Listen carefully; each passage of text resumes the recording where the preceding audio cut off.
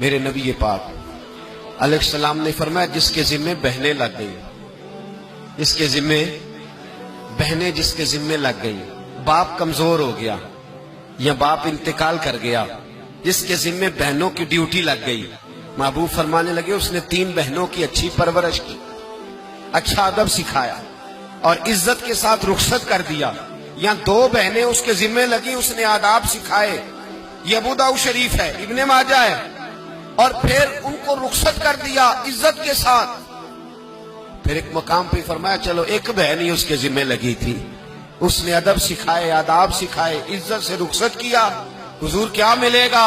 فرمایا باقی نیکیوں والوں کو ثواب ملے گا، جو بہنوں کا بوجھ اٹھائے گا جس طرح میری 2 انگلیاں جڑی ہوئی ہیں اس طرح میرے ساتھ جڑ کے جنت میں داخل ہو جائے گا۔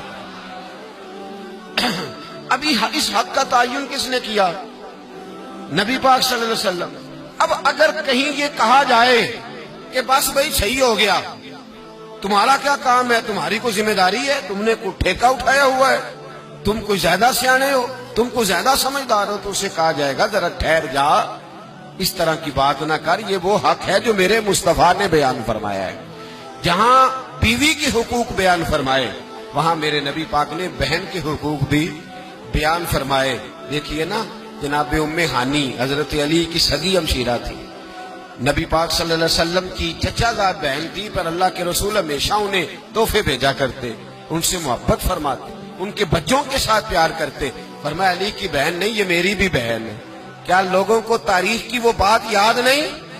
آج میں نے دیکھا ہے بھائی کے پاس شاہ خرچیوں کے لیے بڑے پیسے ہوتے ہیں، بھائی کے پاس بڑا سرمایہ ہے، جب شاہ خرچیاں کرنی ہو، سال کے بعد 2-3 چکر کاغان نران کے بھی لگانے ہو تو اس کے پاس روپیہ ہے، پیسہ ہے، اور اگر اس کی اماں کہہ دے کہ بیٹا عید کا موقع ہے، کوئی پرانا جوڑا ہی اٹھا کے بہن کو دے آ، تو کہتا اماں حالات بڑے سخت ہیں، اب میں تمہیں کیا بتاؤں۔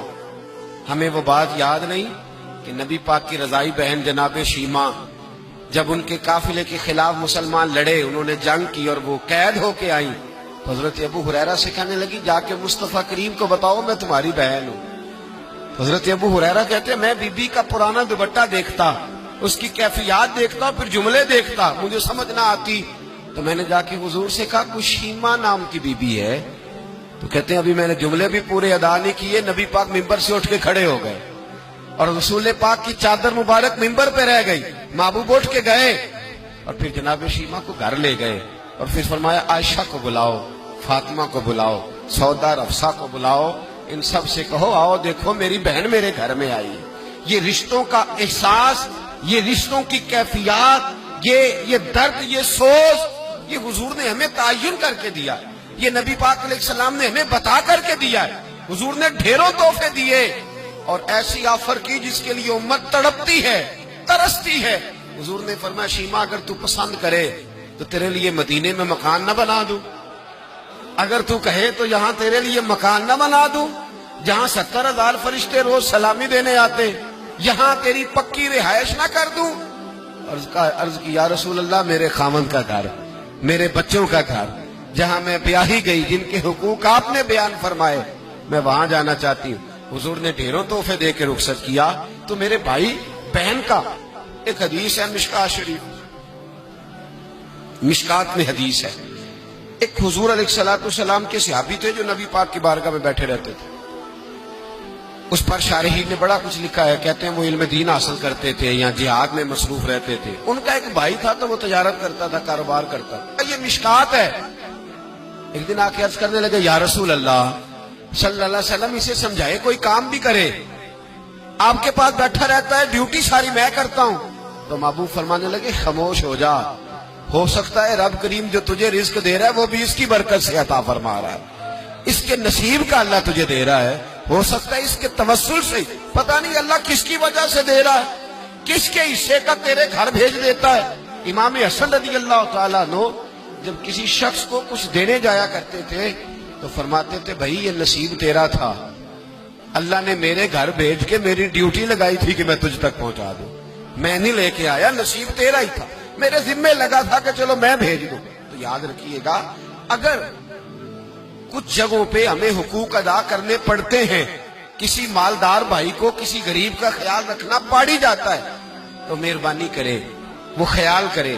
میں نے ایک امیر بھائی سے ایک دفعہ کہا کہ تیرے غریب بھائی کی بچیاں بڑی ہو گئی ہیں، تیرے بچے ہیں، رشتہ لے لو رشتہ لے لو۔ تو کہنے لگا نہیں، وہ جب شادی کرے گا تو میں تعاون کروں گا۔ تو میں نے کہا تو کیا تعاون کرے گا، کیا مطلب ہے تیرا؟ تو بھائی کی محبت کو پیسوں میں تول رہا ہے، سوچا ہی نہیں تو نے؟ وہ اسی باپ کی صلب سے جس سے تو ہے، اسی ماں کا دودھ پیا ہے جس کا تو نے پیا ہے۔ تجھے وہ دور بھول گیا ہے کہ جب گھر باہر کوئی تیرے بھائی کو گھورتا تھا تو کہتا تھا میں آنکھیں نکال دوں گا، تیری جرت کیسے ہوئی، میرے بھائی کو گھورتا ہے، اور آج تو کہتا میں تعاون کر دوں گا۔ میں نے کہا تعاون تو کرنے والی بڑی دنیا ہے، تو تھوڑی توجہ کر، خیال کر۔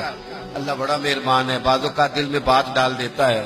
صبح فجر کے وقت مجھے ملے تو کہنے لگے آپ نے بات تو بڑی پتے کی میرے گھر کے اندر کچھ کیفیات ایسی تھی پر رات میں نے بدل دی ہے، اب دعا فرمائیے گا اللہ مجھے اس احساس پر استقامت عطا فرمائے۔ تو ہمارے ہاں احساس نکلتا چلا جا رہا ہے۔ اب ذرا آگے بڑھیے، میرے رسول پاک صلی اللہ علیہ وسلم نے مطلق رشتوں کی بات ارشاد فرمائی۔ یہاں تو تعین ہے نا، خالہ کا، چاچو کا، ماموں کا، پھوپھی کا تعین کر کے یہاں محبوب کریم صلی اللہ علیہ وسلم نے صحیح بخاری کے اندر رسول پاک صلی اللہ علیہ وسلم نے ایک بڑا خوبصورت فرمان ارشاد فرمایا۔ اللہ کے رسول فرمانے لگے صحابہ سے، کیا تم میں سے کچھ چاہتا ہے کہ اس کی عمر بھی لمبی ہو، رزق بھی زیادہ ہو؟ اور اگر میں یہ سوال عورتوں سے کروں نا، خواتین سے کروں کہ کیا تم چاہتی ہو کہ تمہارے خاوند کے پاس پیسے بھی زیادہ ہوں، عمر بھی لمبی ہو؟ تو میرا خیال ہے ایک خاتون بھی ایسی نہیں ملے گی جو کہے کہ نہیں میں نہیں چاہتی، ساری کہیں گی کہ ہمارا دل کرتا ہے کہ ہمارے گھر کے اندر رزق بھی زیادہ ہو۔ اور اللہ تبارک و تعالیٰ نے جس کو میرے سر کا سایہ بنایا وہ قائم بھی رہے، ہر خاتون یہ دعا مانگے گی۔ اب یہ صحیح بخاری ہے، تو پھر وہ والا وظیفہ پڑھ لیں جو نبی پاک نے بیان فرمایا۔ نبی پاک علیہ السلام نے فرمایا کیا تم میں سے کوئی چاہتا ہے عمر لمبی ہو، رزق زیادہ ہو؟ شاباش کرنے لگے حضور سارے چاہتے ہیں، یہ صحیح بخاری ہے۔ تو محبوب فرمانے لگے پھر وظیفہ سنو، اپنے رشتہ داروں کے ساتھ اچھا سلوک کرو، اللہ تمہاری عمر بھی لمبی فرما دے گا، رزق میں اضافہ بھی فرما دے گا۔ رشتہ داروں سے اچھا سلوک کرو، صلہ رحمی کرو، ان کا خیال کرو، اگر غریب ہیں تو ان کی مدد کرو، اگر کسی جگہ تمہاری ڈھارس کی انہیں ضرورت ہے تو ان کی ڈھارس بندھاؤ، تھوڑا آگے بڑھو، ان کے ساتھ تھوڑے رشتوں کو نبھاؤ۔ تم تو صرف ایک رشتہ دار کی حوصلہ افزائی کرو گے، بیمار ہوگا تو تیمارداری کرو گے، کسی تکلیف میں جا کے اس کی دلجوئی کرو گے، اللہ تمہیں اس کا انعام یہ دے گا کہ رب تبارک و تعالیٰ تمہارے رزق میں بھی اضافہ فرما دے گا اور تمہاری عمر کو بھی لمبا فرما دے گا۔ اب ہمارے ہاں ہوتا یہ ہے کہ لوگ کہتے ہیں جی میرا رشتہ دار سخت بہت ہے، بڑا سخت ہے، دنیا میں سب سے سخت رشتہ دار میرے نبی پاک کو ملے تھے، سب سے سخت رشتہ دار، سخت رشتہ دار، ایسے رشتہ دار کہ جو تلواریں لے کے آ گئے شہید کرنے کو، اور ایسے رشتہ دار جو بدر کی جنگ تک تلواریں لے کے آتے رہے، اور ایسے رشتہ دار جو فتح مکہ تک تلواریں لے کے آتے رہے، لیکن جس دن انہوں نے نرمی فرمائی، میرے محبوب نے فرمایا تم تو صرف نرمی کرو گے، مجھے تو اللہ نے رحمت للعالمین بنا کے بھیجا ہے۔ میرے محبوب پاک علیہ السلام نے کرم کے دروازے ہی کھول دی، حضور نے رحمتیں فرمائی۔ ہمارے اندر کی وہ گھٹن اور مزاج کا وہ کمزور پن اور وہ جو ہم اندر سے بزدلی دکھاتے رشتہ داروں کے معاملے میں، وہ بہت ساری جگہوں پہ ہمارا نقصان کرتی ہے۔ اپنے رشتہ داروں کے ساتھ تھوڑے سے معاملات کو بہتر رکھنا۔ میرے نبی پاک علیہ